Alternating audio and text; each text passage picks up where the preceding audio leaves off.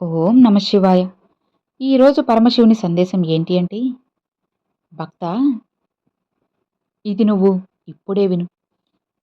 నీలో ఉన్న భయం అంతా కూడా శాశ్వతంగా తొలగిపోతుంది. నీ శివయ్యను నమ్మావు అంటే ఆఖరి వరకు విను. నీ జీవితం ఖచ్చితంగా మారుతుంది. ఈ లోకంలో ఎవరు నీకు తోడుగా ఉన్నా లేకపోయినా ఈ శివయ్య ఎప్పుడు నీకు శాశ్వతంగా తోడుంటారు. ఎవరు దూరమయ్యారు అని నువ్వు బాధపడకు. నువ్వెవరివి?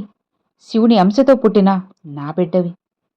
అందుకే నీకోసంగా కైలాసం నుండి దిగివచ్చి నీతో మాట్లాడాలని ఈ సందేశం ద్వారా నీ ముందుకు వచ్చాను. ఆఖరి వరకు నా ఈ మాటలు విను. అర్థం చేసుకుంటే జీవితం శాశ్వతంగా సంతోషంగా ఉంటుంది. నువ్వు హాయిగా ఆనందంగా ఉండటానికి నేను ఎన్నో అద్భుతాలను నీ జీవితంలో జరిపించబోతున్నాను. ఇది ఆఖరి వరకు విన్నావంటే నీ జీవితంలో ఉన్న భయం మొత్తం తొలగిపోయి నువ్వు ఎప్పుడూ కూడా ధైర్యంగా ఆనందంగా ఉండేలా నేను చేస్తాను కదా. మరి నా మాటలు వింటావా? ఇలా చూడు. ఎందుకు భక్త ఇంతలా నువ్వు బాధపడుతున్నావు, ఇబ్బంది పడుతున్నావెందుకు చెప్పు? నువ్వు నమ్మిన వాళ్ళందరూ కూడా నిన్ను ఒంటరిని చేసి వెళ్ళిపోయారనా ఇంత బాధ? లేక నీకు తోడుగా ఎవ్వరూ లేరనా? చెప్పు. ఏం జరిగినా ఇక్కడ నీ మంచిగే జరుగుతుంది. నువ్వు అలా బాధపడుతూ కూర్చుంటే నీ జీవిత ఆశయాన్ని నువ్వు ఎందుకు మర్చిపోతున్నావు? మర్చిపోకు. జీవితం అన్నాక కొంతమంది వస్తుంటారు, పోతుంటారు. రోడ్డు మీద వెళ్ళే ఒక బస్ని ప్యాసింజర్లు ఎక్కుతూ ఉంటారు, దిగుతూ ఉంటారు. అలానే జీవితంలో కూడా కొంతమంది వస్తూ ఉంటారు, వెళ్తూ ఉంటారు కూడా. అందరినీ నువ్వు పట్టించుకొని బాధపడాల్సిన అవసరం నీకు లేదు కదా చెప్పు. ఇక్కడ నీతో ఎవ్వరూ కూడా శాశ్వతంగా అస్సలు ఉండరు. ఈ బంధాలు, బంధుత్వాలు, ప్రేమలు, ఆప్యాయతలు ఏవి కూడా శాశ్వతం కాదు అని తెలుసుకో. ఇక్కడ నీకు నువ్వే శాశ్వతం. నువ్వు బాధల్లో ఉన్నా, కష్టాల్లో ఉన్నా, దుఃఖంలో ఉన్నా సరే నేనున్నాను అని ఎవ్వరూ నీకు ధైర్యం చెప్పరు. ఇంకా ఇంకా నిన్ను ఇబ్బంది పెడతారు, బాధ పెడతారు తప్పితే నీకు నేనున్నానులే, ఎందుకు భయం, ఎందుకు దిగులు, సంతోషంగా ఉండు అని ఒక్కరు కూడా చెప్పరు అని గుర్తుపెట్టుకో. ఇంకా నిన్ను ఇబ్బంది పెడుతూ నీ ముందు నటిస్తూ, పైకి నవ్వుతూ, పైకి నీ ముందు నటిస్తూ లోపల మాత్రం బాగా జరిగింది, ఇలానే కావాలి, ఇంకా దారుణంగా జరగాలి అని నీ గురించి ఇంకా తిట్టుకుంటారు. కాబట్టి నీకు నువ్వే ధైర్యం చెప్పుకో. నీ బంధువులు ఎవ్వరూ నీకు తోడు ఉండరు. ఎవరి పని వాళ్ళు చూసుకుంటూ వెళ్తారు. వాళ్ళకి సాయం కావాలి అంటే నిన్ను కోరుతారు, కానీ నీకు సాయం కావాలంటే మాత్రం ఒక్కరు కూడా చేయి చాచి నీకు సాయం చేస్తానని ఎవ్వరూ కూడా నీ దగ్గరికి రారు అని గుర్తుపెట్టుకో. ఎవరి పని వాళ్ళు చూసుకుంటూ వెళ్ళిపోతారు. ఇక్కడ నువ్వు సంతోషంగా ఉండాలి అంటే ఎవ్వరి గురించి ఆలోచించకు. కేవలం నీ గురించి, నీకున్న కుటుంబం గురించి మాత్రమే నువ్వు ఆలోచించాలి. నీకు ఎంత బాధ వచ్చినా సరే, ఎంత కష్టం వచ్చినా సరే ధర్మంగా ముందుకి అడుగువే. అప్పుడు నీకున్న కష్టాల్లో, బాధల్లో నేను తోడుంటాను. మనిషి రూపంలో వచ్చి నీ కష్టాల్లో నిన్ను ఆదుకుంటాను. మనిషి అనగానే ఎలానో అనుకోవద్దులే.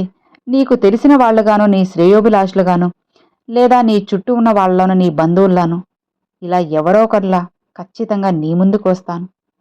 నీ జీవితాన్ని నేను మంచిగా మారుస్తాను. భయపడకు, ధైర్యంగా ఉండు. శివభక్తునివైన నువ్వు ఏ రోజైనా భయపడవచ్చా చెప్పు? బాధపడవచ్చా చెప్పు? ఇదిగో ఈ శివవాక్కు కేవలం నీకోసమే. విను. అసలు నువ్వు వదులుకోవద్దు కూడా. నువ్వు ధైర్యంగా ఉండు. ఎవ్వరి కోసం అస్సలు ఆలోచించకు. ఎవరి కోసం బాధపడకు. ఈ రోజుల్లో అవసరానికి వాడుకునే బంధాలు ఉన్నాయే తప్ప అవసరానికి నిన్ను ఆదుకునే బంధాలు ఒక్కరూ లేరు. అతిగా ఎవ్వరిని నమ్మకు. ఎవ్వరిపైన నమ్మకం నువ్వు అస్సలు పెట్టుకో. నిన్ను నువ్వు నమ్ముకున్న ప్రతిసారి ఈ బాధలు, కష్టాలు, కన్నీళ్లు ఎప్పటికీ నీ దరిచేరవు. పాపాలు చేసిన వాళ్ళు సంతోషంగా బ్రతుకుతున్నారు. ఏ పాపం చేయని వాళ్ళు బాధలు, కష్టాలు, కన్నీళ్లు భరిస్తూ బ్రతుకుతున్నారు. పాపాలు చేసిన వారికి ఎప్పుడు శిక్ష విధిస్తావు శివయ్య? నేను నీ మాటని నమ్మి నీ దారిలో నడుస్తూ అందరికీ మంచే చేస్తున్నాను కదా. మరి నాకెందుకు ఇన్ని కష్టాలిచ్చావు? నన్ను ఇబ్బంది పెడుతూ నన్ను బాధ పెట్టిన వాళ్ళకి ఎందుకు అంత సంతోషాన్నిచ్చావు? నేను మంచిగా ఉండడమే నేను చేసిన తప్ప, అసలు మీ మాటలు వినడమే నేను చేసిన పొరపాటా అని నువ్వు నన్ను నిలదీస్తున్నావు కదా! అయితే విను. నన్ను ప్రశ్నిస్తున్నావు కదా! చెబుతాను విను. నువ్వు పాపాలు చేసిన వాళ్ళు సంతోషంగా ఉన్నారని ఎప్పుడూ అనుకోవద్దమ్మా. వారి పాపం పండిన రోజు చిత్రహింసలు, అలానే నరకయాతలు అన్నీ ఈ భూమిపై అనుభవించేలా చేస్తాను. కాకపోతే కాస్త ఆలస్యమవుతుంది. నా మాటలు విన్న నువ్వు ఎప్పటికీ కూడా చెడుదారిన వెళ్ళిందే లేదు. ఎప్పటికీ కూడా నువ్వు చెడిపోవు కూడా. ఎందుకంటే ఎవరైతే నా మాటలు విని కూడా పట్టి పట్టనట్టు వదిలేసి, తేలికగా తీసి పడేసి, ఇక వాళ్ళ దారిలో వాళ్ళు వెళ్తూ ఉంటారు. తర్వాత వాళ్ళకి జీవితం అంటే ఏంటో తెలిసొస్తుంది. జీవితంలో వాళ్ళు పడే కష్టాలు అన్నీ కూడా వాళ్ళకి అర్థమవుతాయి కూడా. నేను ఏం చేసినా నీ మంచి కోసమే గాని నువ్వు గుర్తించు.